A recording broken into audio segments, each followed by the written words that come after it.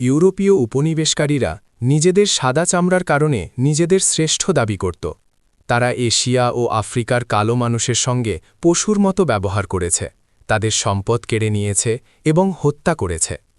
ভারতবর্ষে ইংরেজরা আমাদের নেটিভ বলে অপমান করত, আর আমেরিকায় সাদা মানুষরা ইচ্ছে করে কালো মানুষদের হত্যা করেও শাস্তি পেত না। কিন্তু সম্প্রতি বিজ্ঞান প্রমাণ করেছে তাদের এই শ্রেষ্ঠত্বের দাবি ছিল পুরোপুরি মিথ্যা। ইটালির ফেরারা বিশ্ববিদ্যালয়ের গবেষকরা প্রমাণ পেয়েছেন প্রথম দিককার ইউরোপীয়রা আসলে ছিল কালো চামড়ার মানুষ। প্রায় ৪৫,০০০ বছর আগে আফ্রিকা থেকে ছড়িয়ে পড়া এই মানুষগুলো কম সূর্যালোকের এলাকায় বসবাস করতে গিয়ে ধীরে ধীরে সাদা চামড়ায় পরিণত হয়েছে। গবেষণায় দেখা গেছে মাত্র ৩,০০০ বছর আগে গিয়ে ইউরোপে সাদা চামড়ার মানুষ সংখ্যাগরিষ্ঠ হয়। অর্থাৎ সাদা হওয়াটা কোনো শ্রেষ্ঠত্বের পরিচয় নয়, বরং কম রোদযুক্ত পরিবেশের সঙ্গে খাপ খাওয়ানোর একটি প্রক্রিয়া মাত্র। এই গবেষণা প্রমাণ করে সারা দুনিয়ার মানুষ একই উৎস থেকে সৃষ্টি হয়েছে।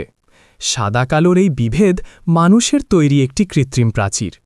তাই সাদা আর কালো বাহিরে কেবল, ভেতরে সবার সমান রাঙা।